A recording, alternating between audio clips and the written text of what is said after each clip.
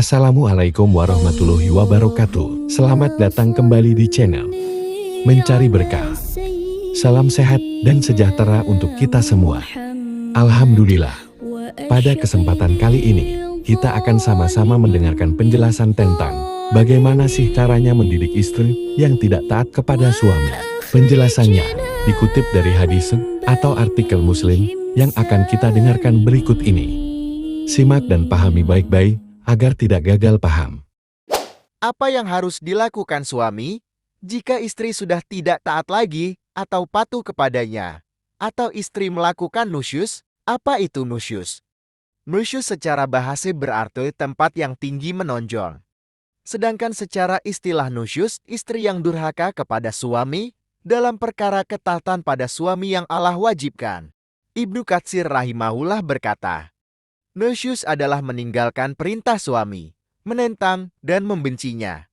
Tafsir Al-Quran Al-Azim 4 nomor 24. Ulama Hanafiyah berpendapat bahwa yang dimaksud nusyus adalah wanita keluar dari rumah suaminya tanpa ada alasan yang benar. Ini menurut pendapat ulama Hanafiyah. Sedangkan ulama Malikiyah, Syafi'iyah, dan Hanabilah berpendapat bahwa nusyus adalah keluarnya wanita dari ketaatan yang wajib kepada suami. Al-Mawsu'ah Al-Fiqhiyah 40 nomor 284. Ini menurut pendapat ulama Malikiyah, Syafi'iyah, dan Hanabilah. Kemudian secara ringkasnya, nusyus adalah istri tidak lagi menjalankan kewajiban-kewajibannya. Silakan merujuk kembali pada pembahasan kewajiban seorang istri. Hukum nusyus. Nusyus wanita pada suami adalah haram. Karena wanita nusyus yang tidak lagi memperdulikan nasihat, maka suami boleh memberikan hukuman. Dan tidaklah hukuman ini diberikan melainkan karena melakukan yang haram atau meninggalkan yang wajib. Mengenai hukuman, yang dimaksud disebutkan di dalam Al-Quran Surah An-Nisa ayat 34.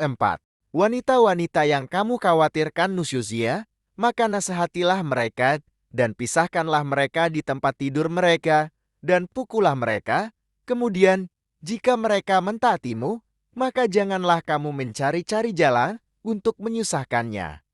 Sesungguhnya Allah Maha Tinggi lagi Maha Besar.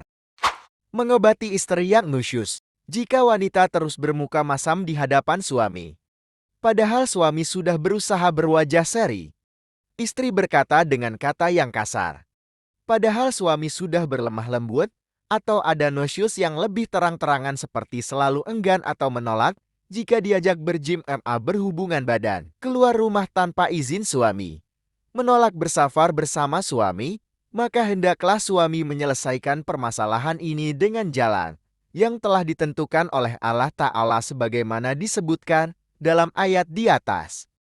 Urutannya dimulai dari halaman berikut ini. Pertama, memberi nasihat. Hendaklah suami menasehati istri dengan lemah lembut. Suami menasehati istri dengan mengingatkan bagaimana kewajiban Allah padanya, yaitu untuk taat pada suami, dan memotivasi dengan menyebutkan pahala yang besar di dalamnya. Wanita yang baik adalah wanita yang solehah, yang taat, selalu menjaga diri meski di saat suami tidak ada di sisinya. Kemudian suami juga hendaknya menasehati istri dengan menyebutkan ancaman Allah bagi wanita yang mendurhakai suami. Ancaman-ancaman mengenai istri yang durhaka telah disebutkan dalam bahasan kewajiban seorang istri.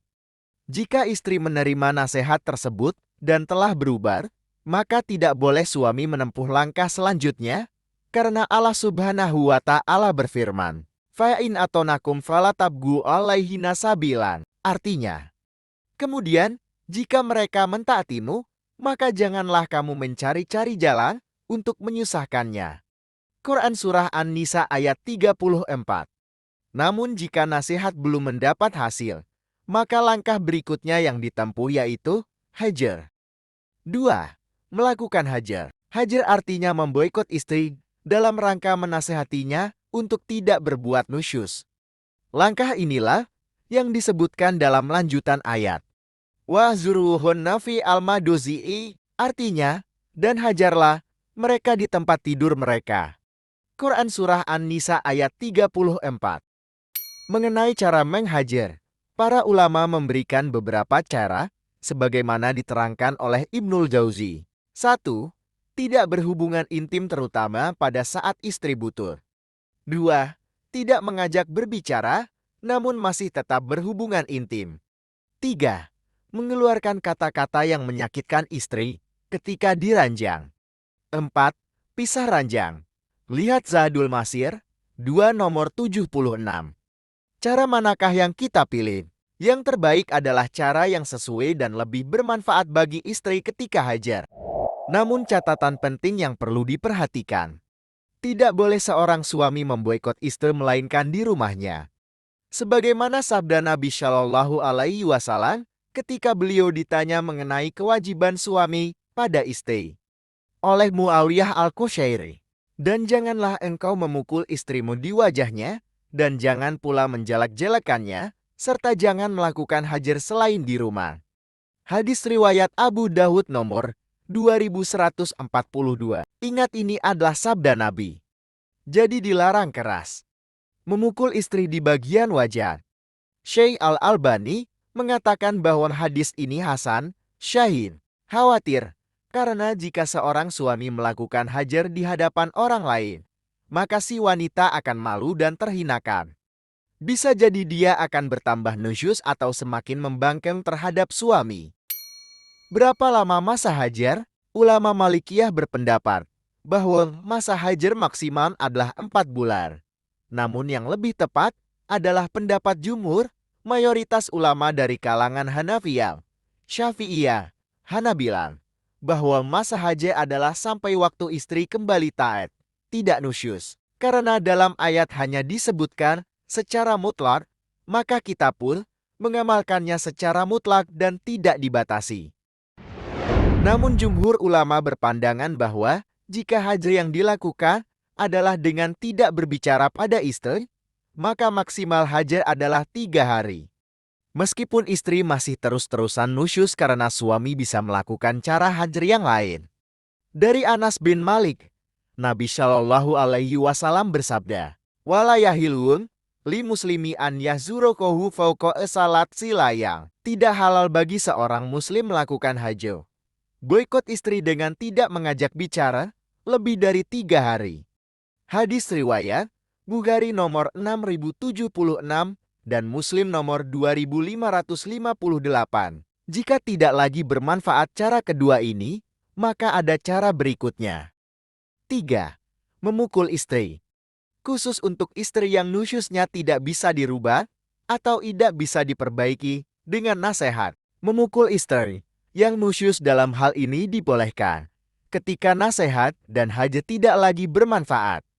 Namun hendaklah seorang suami memperhatikan aturan Islam yang mengajarkan bagaimanakah adab dalam memukul istri. Jadi untuk para suami, tidak boleh sembarang memukul istri ya, karena ada syarat dan aturannya dalam Islam. Aturannya sebagai berikut. 1. Memukul dengan pukulan yang tidak membekas. Sebagaimana nasihat Nabi Shallallahu Alaihi Wasallam ketika Haji Wada. Kewajiban istri bagi kalian adalah tidak boleh permadani kalian ditempati oleh seorang pun yang kalian tidak sukai. Jika mereka melakukan demikian, maka pukullah mereka dengan pukulan yang tidak membekas. Hadis riwayat Muslim nomor 1218. Jika seorang suami memukul istri penuh dengan emosi layaknya seorang petinju, maka cara ini bukanlah cara mendidik istri supaya kembali taat atau sadar. Jadi tidak dianjurkan seperti ini. Apalagi pukulannya tersebut sampai mengakibatkan patah tulang, memar-memar, mengakibatkan bagian tubuh rusak atau bengkak. Bahkan sampai mengakibatkan kehilangan nyawa. Sungguh ini tidak dibenarkan. Karena kebanyakan manusia zaman sekarang itu seperti ini. Kalau sudah marah, tidak akan bisa mengontrol emosinya. Pesan saya hati-hati jika mendapati permasalahan seperti ini. Semoga Allah Subhanahu wa Ta'ala senantiasa selalu memberikan perlindungan kepada kita semua dari perkara tersebut. 2. Tidak boleh lebih dari 10 pukulan. Bagaimana pendapat Mansyab Hambali? Dalilnya disebutkan dalam hadis Abu Burdah al-Ansyari. Ia mendengar Nabi Shallallahu Alaihi Wasallam bersabda, Janganlah memukul atau mencambuk lebih dari 10 cambukan, kecuali dalam had dari aturan alam. Hadis riwayat Bukhari nomor 6850 dan Muslim nomor 1708. 3. Tidak diperbolehkan memukul istri di bagian wajahnya. Sebagaimana sabda Nabi Shallallahu Alaihi Wasallam. Dan janganlah engkau memukul istrimu di wajahnya. Hadis riwayat Abu Daud nomor 2142. Syekh Al-Albani mengatakan bahwa hadis ini hasan sahih. Aisyah radhiyallahu anha menceritakan mengenai perilaku atau sikap Rasulullah Shallallahu Alaihi Wasallam ketika mendapati permasalahan seperti ini. Aku tidaklah pernah sama sekali melihat Rasulullah Shallallahu Alaihi Wasallam memukul budaknya atau pembantu. Begitu pula memukul terhadap istrinya. Beliau tidaklah pernah memukul sesuatu dengan tangannya, kecuali dalam jihad, berperang di jalan Allah. Inilah sikap Rasulullah Shallallahu Alaihi Wasallam. Nabi kita, suri tauladan kita. Hadis riwayat Ahmad 6 nomor 229. Syekh Shoaib Al-Arnauti mengatakan bahwa sanad hadis ini sahih sesuai syarat Bukhari dan Muslim. 4. Yakin bahwa dengan memukul istri itu akan bermanfaat untuk membuatnya sadar dan tidak berbuat nusyuz lagi atau durhaka. Jika tidak demikian, maka itu tidak boleh dilakukan. 5. Jika istri telah mentaati suami, maka tidak diperbolehkan suami memukulnya lagi. Karena Allah Subhanahu wa Ta'ala berfirman, "Dan pukullah mereka, jika kemudian mereka mentaatimu, maka janganlah kamu mencari-cari jalan untuk menyusahkannya. Sesungguhnya Allah Maha Tinggi, lagi Maha Besar." Quran Surah An-Nisa ayat 34. Demikianlah beberapa solusi yang ditawarkan dalam Islam. Jika solusi yang ditawarkan di atas tidaklah bermanfaat, jika permasalahan tersebut sudah tidak bisa dikendalikan, maka perceraian bisa jadi sebagai jalan terakhir.